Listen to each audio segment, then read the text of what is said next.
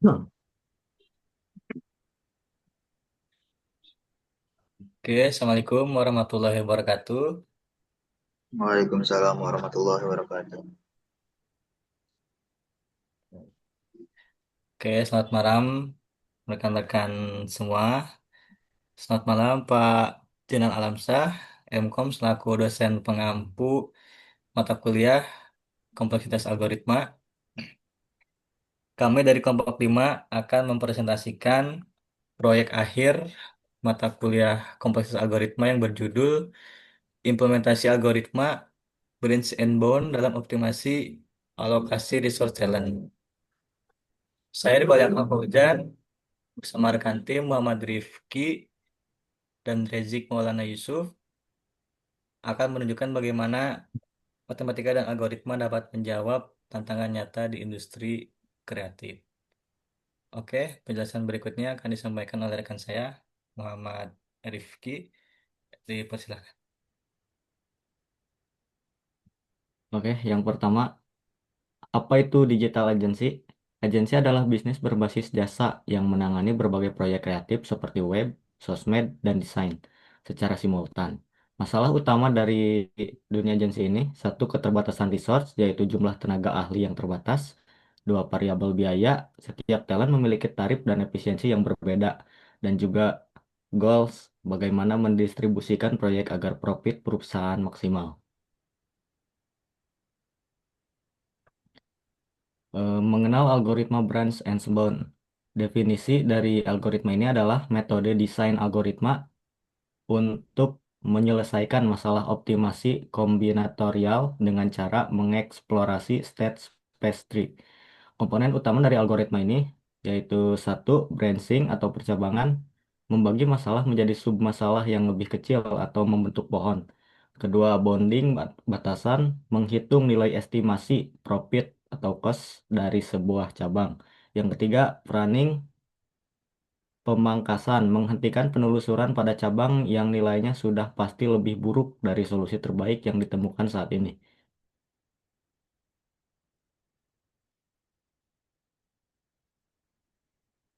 Analisis kompleksitas.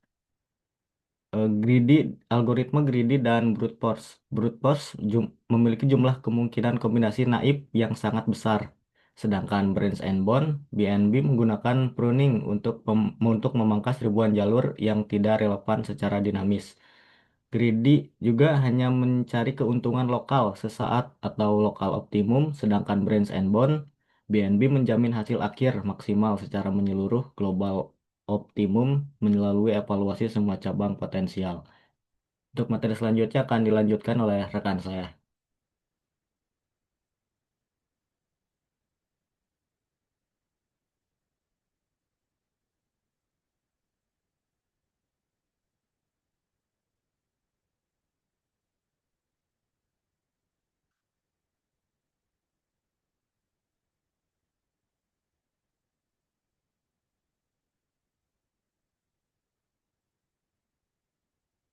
Jik, mic-nya gak nyala, Jik.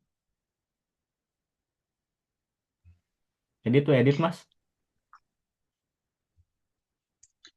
Studi kasus skenario 1, matrik profit. Mari kita masuk ke skenario utama. Kami mengadu keempat talent melawan 5 proyek besar. Angka-angka di tabel ini adalah net profit, yaitu hasil dari budget dikurangi biaya tenaga kerja. Penjelasan detail, jelaskan secara lisan. Perhatikan tanda X, itu adalah sistem skill matching. Artinya jika seorang talent tidak memiliki skill yang sesuai, algoritma secara cerdas memberikan nilai profit minus tak hingga sehingga jalur tersebut tidak akan pernah dipilih.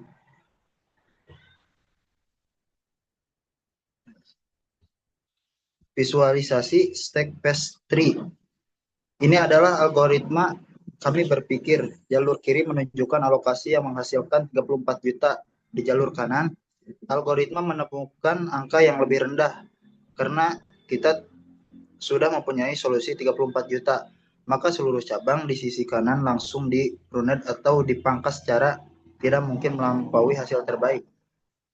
Eh, Poin uniknya ada pada Henry. Meskipun Henry menghasilkan profit 0% di proyek web kampus, algoritma tetap memilihnya. Mengapa? Karena dengan begitu, Adit yang punya profit tertinggi bisa difokuskan pada proyek web e-commerce yang bernilai 20 juta. Oke, baik.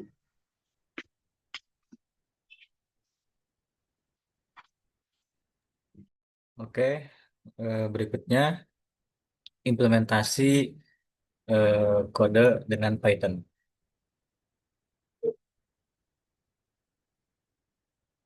Secara teknis, sistem ini dibangun secara modular dan data driven. Kami menggunakan priority queue agar pencarian selalu memprioritaskan jalur dengan potensi profit tertinggi. Hasilnya sangat efisien. Algoritma hanya perlu memeriksa 10 node saja. Ini membuktikan mekanisme pruning berhasil memangkas lebih dari 90% ruang pencarian tanpa mengurangi akurasi solusi. Lalu kami juga, ini berikut hasil eksekusi program. Pada skenario utama, profit optimal yang dihasilkan adalah 34 juta.